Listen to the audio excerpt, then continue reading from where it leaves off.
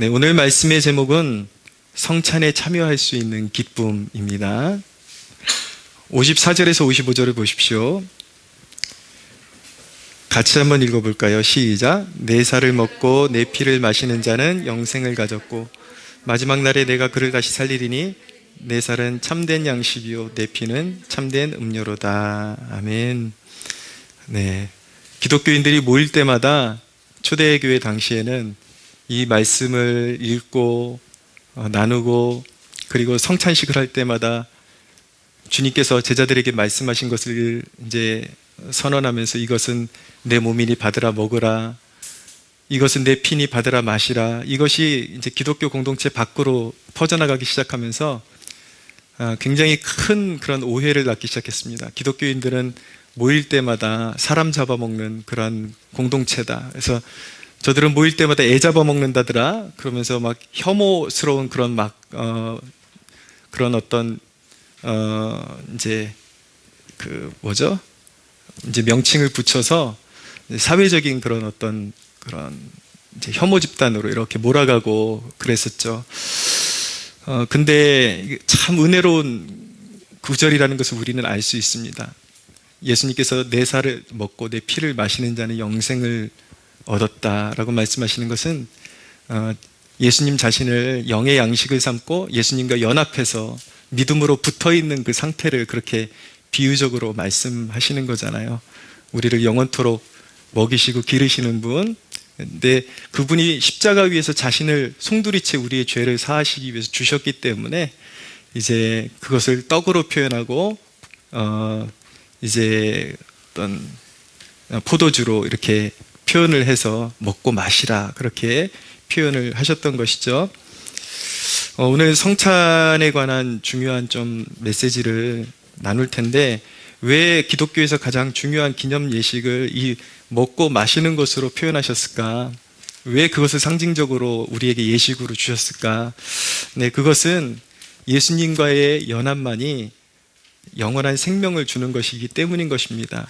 먹고 마시는 것을 통해서 영양분을 공급받잖아요. 예수님과 연합하는 그 길만이 우리가 영원한 생명의 양식을 먹고 마시는 그 길이다라는 것을 상징적으로 보여주시는 것이죠. 성찬이라는 것은 가장 군더더기 없는 정확한 복음 설교라고 말씀드릴 수가 있습니다. 성민아, 목사님이 어지간하면 참아주려고 그랬는데 내가 막 정신이 혼미해져. 좀만 참자. 그래. 성찬은 가장 군더더기 없고 정확한 복음 설교라고 말씀드릴 수가 있습니다. 먹고 마신다라는 것은 믿음 안에서 주님이 항상 내 안에 계시며 역사하신다라는 사실을 보여주는 것입니다. 주님이 내 안에 계실 때에 생명이 영원히 보존된다라는 것을 보여주고 있는 것입니다.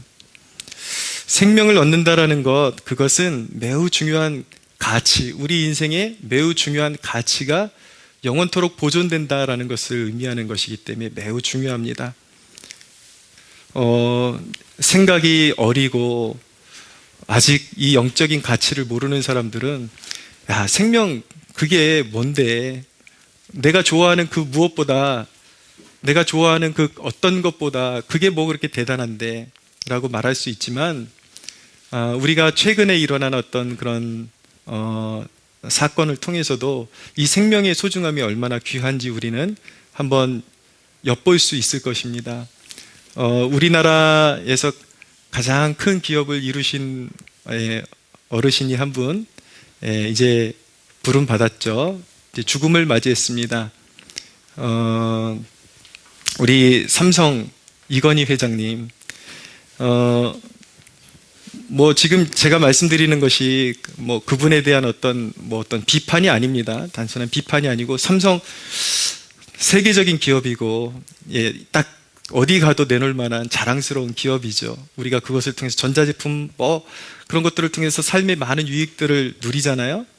근데 우리가 그것을 영적인 관점에서 봤을 때에 그분이 정말 세상에 깊은 영향력을 끼칠 만한 업적을 남겼지만 인생의 말년에 생명을 소유하지 못했기 때문에 영원한 생명을 소유하지 못했기 때문에 병원에서 거의 이제 움직이지 못하는 상태에서 생명을 이제 의료 기술을 통해서 조금씩 연명하다가 결국은 가진 돈으로도 그 죽음이라는 것을 극복하지 못하고, 아무리 그가 쌓아놓은 업적으로도 그가 죽음이라는 그 높은 산을 통과하지 못하고 누구나 가야 하는 그 곳으로 가게 되었다라는 것은 우리가 한번 인생에 깊이 생각해 봐야 하는 부분인 것입니다.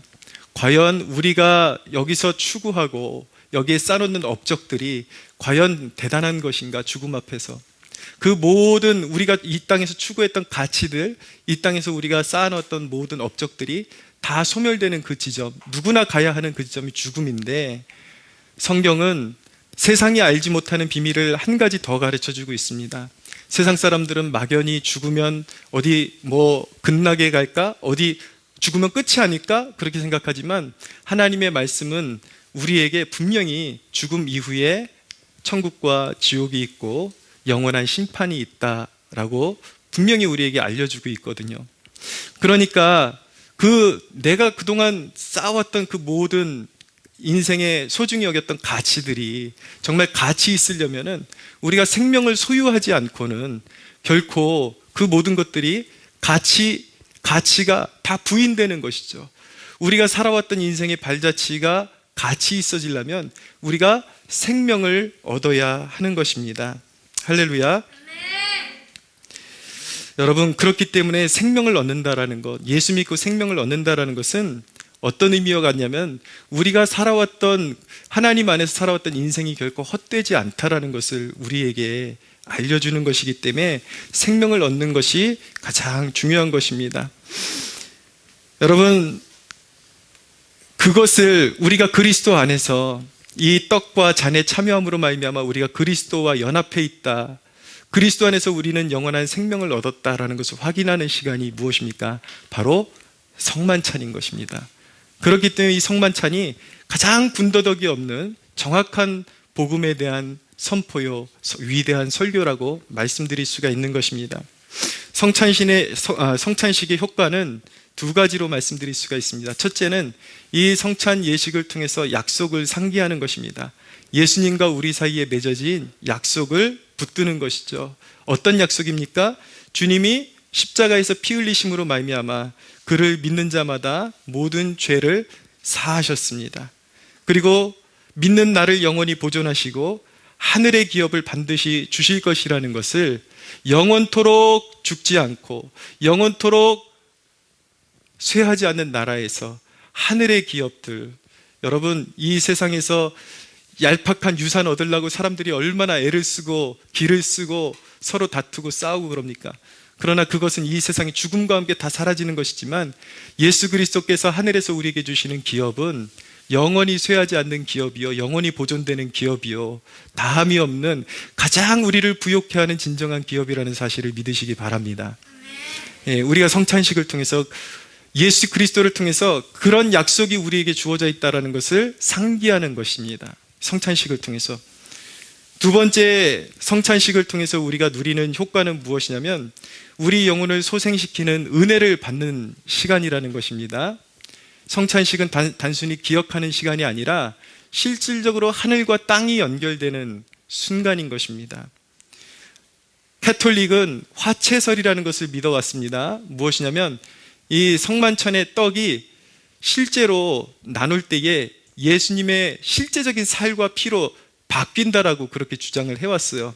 그런데 그것은 굉장히 잘못된 가르침이고 미신적인 그런 가르침이었습니다.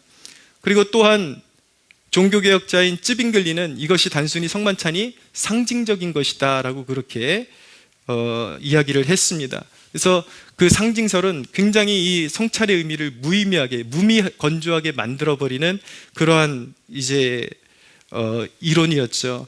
그러나 이 화채설도 아닌, 상징설도 아닌 이 성만찬에 나타나는 하나님의 은혜를 가장 적절하게 표현하고 바로잡은 사람이 누구냐면 바로 종교개혁자 존 칼빈이라는 사람입니다. 이 칼빈이 영적 임재설이라는 것을 이야기를 했습니다. 무엇이냐면 예배 시간에 이 성만찬의 시간에 단순히 기억을 되살리는 것이 아니라 이 성찬의 시간에 성령께서 임재하신다라는 것입니다.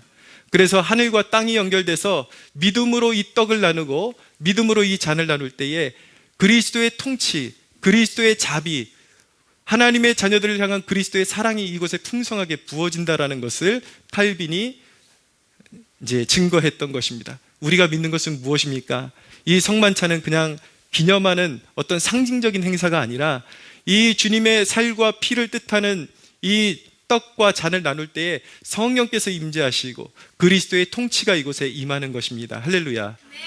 그리스도의 자비와 사랑, 그의 백성들을 사랑하시는 그 무한한 사랑이 이 현장 중에, 이 예배의 현장 중에 임하는 사건이 일어나는 것입니다. 그것이 바로 우리가 믿고 고백하는 신앙의 내용인 것입니다. 여러분, 이 성찬 참여의 필수 요건은 무엇인가? 바로 진실성인 것입니다. 좀 깨워주세요. 요즘 잘하고 계십니다. 힘 좀 내십시오. 이 성만찬 참여의 필수 요건은 무엇이냐면 바로 진실성인 것입니다. 여러분, 이 성만찬에 참여하는 사람이 예수 그리스도께 대한 굴복의 의지가 전혀 없는 상태에서 이 떡과 잔을 먹고 마시는 것은 성경이 무엇이라고 말씀하고 있냐면 바로 자기의 죄를 먹고 마시는 것이다라고 말씀하고 있습니다. 고린도전서 11장 29절에서 30절 말씀드리겠습니다. 읽어드리겠습니다. 주의 몸을 분별하지 못하고 먹고 마시는 자는 자기의 죄를 먹고 마시는 것이니라. 그러므로 너희 중에 약한 자와 병든 자가 많고 잠자는 자도 적지 않다라고 그렇게 말씀하고 있습니다. 불경한 뜻과 불경한 생각으로 그리스도에 대한 경외감이 없이 이 떡을, 이 잔을 함부로 먹고 마셨던 고린도 교회의 성도들이 어떻게 되었는가? 그 중에 일부는 병들고 그 중에 일부는 징계를 받아서 이미 죽고 말았다라는 것을 지금 성경이 말씀하고 있는 것입니다. 여러분, 이 대목을 여러분들 유의해서 보신 적이 있습니까? 이 성찬에 참여하는 것이 굉장히 은혜로운 것이기도 하지만 굉장히 엄숙한 자리에, 굉장히 엄중한 자리, 경건한 자리에 우리가 함께하고 있는 것이라는 것을 깨달을 필요가 있는 것입니다. 이 성찬의 떡을 먹고 마실 때 하나님의 그리스도의 은혜를 우리가 되새기는 것이지만 그리스도께 대한 온전한 충성의 마음, 진실된 그런 헌신의 마음이 없이 그냥 겉으로 그냥 어떤 행사를 치르듯이 아무런 경외감이 없이 이 떡을, 이 잔을 먹고 이 잔을 마시는 것이 자기의 죄를 먹고 마시는 것과 같아서 그 중에 일부는 병들고 어떤 사람은 심지어 징계를 받아서 죽기까지 했다라는 것을 성경이 말씀하고 있는 것입니다. 굉장히 우리는 이곳 가운데서 경건한 두려움을 가지고 이 성만찬의 자리에 서야 하는 것입니다. 누구의 살을 상징하는 것입니까? 누구의 피를 상징하는 것입니까? 바로 하나님의 독생자, 제2위의 위격을 가지고 계신 성자 하나님의 살과 피를 우리는 받들고 있는 것입니다. 할렐루야. 경외감이 있어야 되는 것이죠. 여러분, 불경건한 것은 결코 하나님 앞에서 복이 되지 않습니다. 구약 성경에 보면 다윗이 예루살렘에 있는 여부스 족속을 무찌르고 그곳을 다윗성이라고 이름을 붙였습니다. 그때만 해도 예루살렘에 하나님의 언약궤가 있지 않았기 때문에 바알레 유다라는 곳에서 이제 하나님의 언약궤를 다윗이 있는 곳으로 모시려고 했는데 예법을 제대로 지키지를 못했습니다. 새 수레를 가지고 수레에 하나님의 언약궤를 실어서 옮기려고 하다가 하나님의 언약궤를 옮기는 법은 레위인 레위인들이 어깨에다가 메고 옮겨야 하는데 그들은 새 수레에다가, 좋은 마음은 있었어요. 새 수레에다가 옮기면 하나님이 기뻐하시겠지.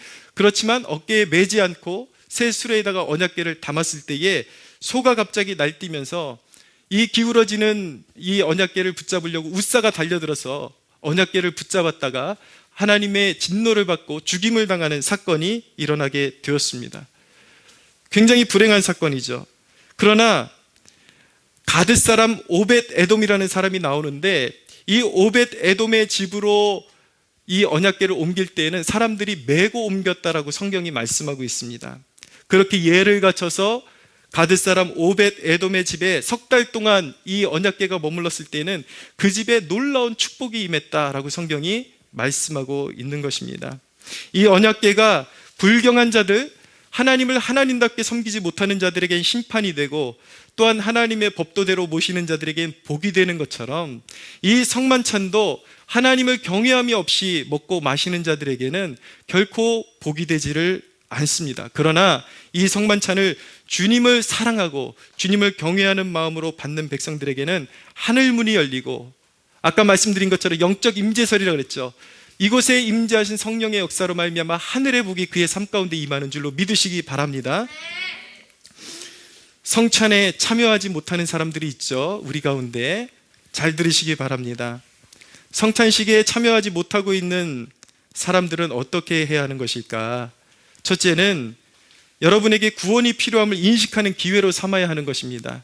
우리 성도들이 돌아가면서 이 성찬의 은혜를 나눌 때에 저 성찬에 참여하는 것이 바로 그리스도와 예수님과 연합되었다라는 뜻이구나. 내가 아직까지 그리스도와 연합되지 못했기 때문에 내가 하나님 나라 밖에 있는 존재이구나. 그것을 알고 경건한 두려움을 가져야 하는 것입니다. 그래서 나에게도 구원이 필요하구나 라는 것을 첫째로 새겨야 하는 것입니다. 또 하나, 두 번째로 가져야 할 태도는 무엇이냐면 소외감이 아니라 사모함이 되어야 하는 것입니다. 여러 교우들이, 성도들이 이 성찬식을, 이제 성찬의 떡을 받고 잔을 받으며 지나갈 때에 나는 저기에 참여하지 못하는구나, 그렇게 소외감을 느낄 것이 아니라 나의 자격이 아닌 오직 나를 위해서 십자가를 지시고 부활하신 예수님을 믿음으로 받기만 하면, 그분의 은혜를 받기만 하면 나도 이 복에 참여할 수 있다라는 그러한 기대감, 그 소망함을 가지고 나도 예수 그리스도를 진심으로 사랑하고 진심으로 나의 주님으로 모셔서 이 성찬에 참여하여 내가 교회가 되고 하나님 나라의 권속이 되었다라는 것, 백성이 되었다라는 것을 나도 증거하는 삶을 살아갈 거야. 그렇게 사모할 수 있어야 하는 것입니다. 할렐루야. 여러분, 성찬식은 이 시대 가운데 특별히 중요한 의미를 더욱 가지게 되었습니다. 이 성찬은 교회 회복의 동기부여가 되어야 하는 것입니다. 여러분, 이 공동체 교회가 모여서 이 성찬을 나누는 것, 성만찬을 나누는 것은 바로 우리 각 사람이 교회됨을 확인하는 시간이라고 말씀드릴 수가 있습니다. 성도가 함께 모여서 주님의 살과 피를 나눠요. 이것을 통해서 내가 하나님 나라에 속했고 내가 교회의 일부분이라는 것, 내가 교회된 존재라는 것을 확인하는 시간을 갖는 것입니다. 그렇기 때문에 너무나도 중요한 것이죠. 이 시대에 자꾸 온라인 예배가 마치 무슨 종교개혁이라도 되는 것처럼, 그것이 진정한 완전한 예배라도 되는 것처럼 그렇게 호도하는 사람들이 일어나고 있습니다. 그러면서 그들이 주장하는 것은 무엇이냐면 그동안 너무 교회 건물 안에 갇혀 있었다, 교회 건물을 신성시했다라고 그렇게 문제를 왜곡시키는데, 이것은 교회 건물의 문제가 아니라 교회됨의 문제라는 것을 그들이 망각하고 있는 것입니다. 건물이 지금 주안점이 되어야 하는 것이 아니라 교회의 모임이 폐해지느냐 아니면 건재하느냐, 이 문제인 것이에요. 교회에 모이고 안 모이고의 문제는 단순히 건물에 모이고 안 모이고의 문제가 아니라 내 자신이, 예수님을 구주로 섬기는 내 자신이 교회됨 속에 있느냐 아니냐를 확인하는 그러한 중요한 사건이라는 것을 우리가 기억할 필요가 있는 것이죠. 여러분, 오늘날에 이제 저와 같은 목사들이 성만찬이 교회 모임 중에 가장 중요한 것이다라고 이렇게 설파를 하기 시작하면 아마 교회의 대적자들은 아마 개인용 성찬 아이템을 이제 개발해서 판매하게 될지도 모르겠습니다. 우리 성찬 할 수 있어, 집에서 하면 되지, 이런 식으로 또 왜곡된 신학적인 의견을 만들어 가지고 이제 편안하게 집에서 까서 먹는 포도주, 그런 어떤 전병 같은 걸 만들어 가지고 판매할 그날이 올지도 모르겠어요. 그러나 여러분, 그것은 영적으로 부패해지는 길을 선택하는 것입니다. 영적으로 부패한 세대는 개인주의를 더욱더 정당화하기 때문인 것입니다.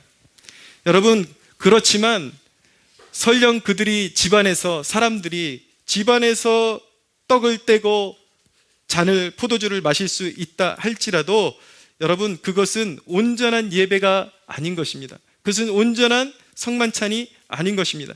그것은 주님의 몸됨의 기능을 상실해 버리는 것입니다. 성만찬의 의미는 무엇입니까? 형제 자매가 함께 주 안에 모여서 떡을 떼고 잔을 나눌 때에 교회로서의 가치가 생기게 되는 것입니다. 할렐루야. 제가 늘 말씀드리지만 제 비판의 포커스가 어쩔 수 없는 상황 가운데 흩어져서 잠시 온라인 예배를 드리고 있는 사람들을 비판하는 내용이 아니라고 누누이 말씀드렸습니다. 그러나 이렇게 온라인 예배가 마치 종교개혁이고 온라인 예배가 가장 이상적인 예배라도 되는 것처럼 그렇게 주장하는 그러한 세력들에 대해서 제가 비판의 포커스가 맞춰져 있다는 것을 꼭 기억하시기 바랍니다. 그것은 성만찬이 아니에요. 그것은 교회됨이 아닌 것입니다.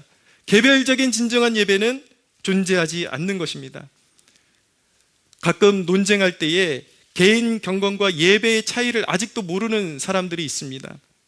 어떤 자매가 저에게 댓글로 그렇게 반박을 하는 것을 보게 되었습니다.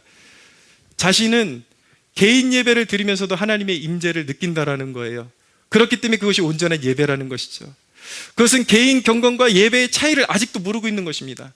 개인 경건에 물론 예배의 요소가 있습니다. 경배함이 있죠. 우리가 개인 기도할 때 하나님의 임재를 느끼잖아요. 그렇죠? 그 자매의 문제는 무엇이냐면 그런 개인의 경건의 시간에 하나님의 임재를 느끼는 것을 마치 자기만의 소유물처럼 착각하고 있더라고요. 그러면서 저 같은 목사는 당신은 하나님의 임재도 모르지 굉장히 경멸하는 말투로 그렇게 이야기하는 것을 제가 눈으로 확인을 했는데 굉장히 몰상식한 것입니다. 예, 그런 임재는 하나님의 친 백성들 누구나 느낄 수 있는 것입니다. 믿으십시오. 할렐루야. 개인 예배 때에 개인 경건 시간의 임재를 느낀다고 해서 그것이 온전한 예배라는 증거는 아닌 것입니다. 여러분, 예배는 하나님의 백성들이 모일 때에 완성되는 것입니다. 모여서 하나님의 백성들이 모여서 함께 공동체로서 하나님을 경외하고 찬양하고 높여드리며 그 백성 중에 하나님의 말씀이 선포되어질 때에 그것이 온전한 말씀이요, 종교개혁자들이 말한 것처럼 그곳에 진실한 성령 안에 진정한 말씀과 성례전이 거행될 때 그것이 진정한 예배의 모습이라는 것을 여러분들 꼭 기억하시는 하나님의 친백성들 되시기를 축복합니다. 여러분, 그 경험이라는 것, 개인적인 경건 시간에 하나님이 임재하신다는 것을 그를 긍휼히 여기시는 것이지 그가 드리고 있는 그 예배가 완전한 예배라는 것, 이상적인 예배라는 것을 하나님이 증거해 주시는 것은 아니라는 것을 기억하십시오. 아무리 좋은 것도 자기 사견으로 그런 것들이 계속해서 오래 지속될 때에 그것이 이단적인 사상으로 빠질 수도 있다는 것을 우리는 기억해야 하는 것입니다. 여러분, 상당수 많은 이단들이요, 처음에는 올바른 것부터 출발하는 경우들이 많습니다. 그러나 왜 이단이 되는 것입니까? 점점 하나님의 뜻에서 벗어나기 때문에 이단이 되는 것입니다. 하나님을 섬긴다라는 것은 내가 편한 대로, 내가 경험되어지기 때문에 이렇게 해도 된다가 아니라 경험되어짐에도 불구하고 하나님께서 긍휼히 여겨주실 때에 올바른 방향으로 하나님을 섬기는 길을 선택해야 하는 것입니다. 여러분, 옛 이스라엘 백성들은 베델과 단에 금송아지를 세우는 죄를 범했습니다. 왜 그런지 아십니까? 초기에는 그들도 진정으로 여호와를 경외하는 마음이 있었어요. 그러나 이제 북이스라엘 백성들이 예루살렘으로 옮겨가는 것을 두려워한 나머지 자기 땅에서 예배해도 충분히 진정한 예배가 가능하다는 것을 보여주기 위해서 세운 것이 베델과 단의 금송아지였습니다. 초두만 해도, 금송아지가 세워지는 초두만 해도 진정으로 여호와를 경외하는 신앙과 이제 이단으로 빠져들어가는 그 신앙이 혼재되고 있었습니다. 그러나 이제 시간이 흐르면서 그것은 완전한 이단이 된 것이죠. 이단으로 이미 시작이 된 거예요. 이단이 될 수밖에 없는 그러한 죄악된 행위를 그들이 이제 행한 것입니다. 여러분, 그것의 문제가 무엇입니까? 베델과 단의 금송아지를 세운 것의 문제가 무엇입니까? 편의에 따라서 본질까지 바꾼 것이죠. 그것이 죄의 본질인 것입니다. 예배도 다 똑같은 것 같지만 편의에 따라서 본질을 바꿀 때 그것은 이단적인 사상이 되어버릴 수밖에 없는 것입니다. 여러분, 신앙이라는 것은 무엇입니까? 신앙이라는 것은 우리의 편의를 따라 결정되는 것이 아니에요.